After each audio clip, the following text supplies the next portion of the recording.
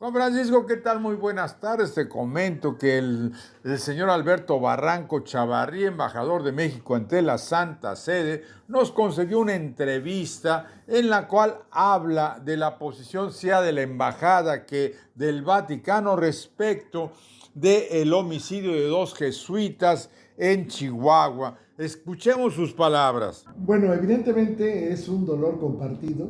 El pueblo de México comparte el dolor por dos causas. Primero, por lo injusto que resulta asesinar a personas que han dejado su vida en favor, sobre todo, de la gente pobre, de la tarahumara. Por otro lado, también el dolor por la labor que han hecho los jesuitas durante tantos años, que realmente es ejemplar. En este lugar prácticamente mantenía su tarea misional, es decir, la tarea que emprendieron los jesuitas desde el siglo XVIII estaba viva todavía ahí, con ese mismo carisma, con ese mismo tenor, estaba viva ahí en esa región de la Sierra Tarahumara. ¿Qué efecto? Bueno, en principio yo le mando una carta al padre Arturo Sosa, que es el general de los jesuitas, dándole el pesar y hablando desde luego de la importancia que para nosotros como país tiene la tarea que han realizado los jesuitas. Él me responde a la carta y me dice que primero que la obra que hicieron estos dos sacerdotes no quede en vano, es decir, que se va a mantener la obra, que va a seguir, ellos dicen que van a seguir como siempre, pero que ojalá que la muerte de los dos no sea en vano.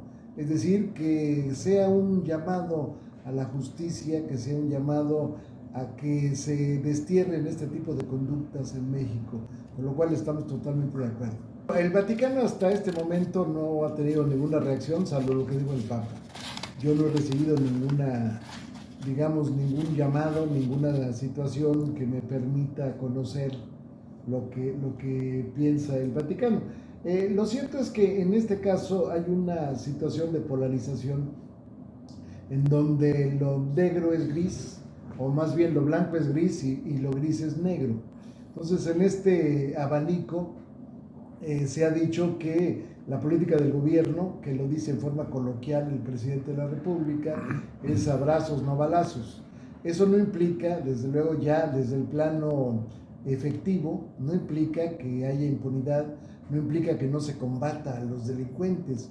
Lo que no se quiere es hacer uso excesivo de la fuerza, porque lamentablemente esta gente ha cobrado una fuerza, una relevancia, y lamentablemente existen muchas situaciones de complicidad adentro de la misma estructura oficial. Podemos hablar que cómo es posible que un delincuente que había asesinado a una turista en Chihuahua ande impune y que lo conozcan todos y que todo el mundo le tema y que encima de eso tenga un equipo de fútbol, de béisbol. Eso es inadmisible totalmente. Pero el asunto es que quienes pensaban que esto daba un lugar a un rompimiento con la iglesia, no es así. O sea, la iglesia católica está consciente del mensaje que implica el de abrazos no balazos, es decir, un mensaje pacifista, pero no insisto, no es impunidad, no es ni siquiera indolencia, simple y sencillamente es evitar el que haya muertes sin ningún sentido, como es en este caso. Creo que la situación de asesinar a dos sacerdotes sin ninguna compasión en una iglesia, dentro de una iglesia, es algo que se debe de revisar y lo debemos revisar todos. No es un asunto del gobierno como tal, solamente, desde luego, el gobierno. Por eso creo la Guardia Nacional. Evidentemente la Guardia Nacional tiene funciones preventivas, pero también en su momento punitivas cuando haya que apresar a alguna gente. En este caso, bueno, yo creo que es un asunto de todos, cómo se llega a perder el respeto a los sacerdotes.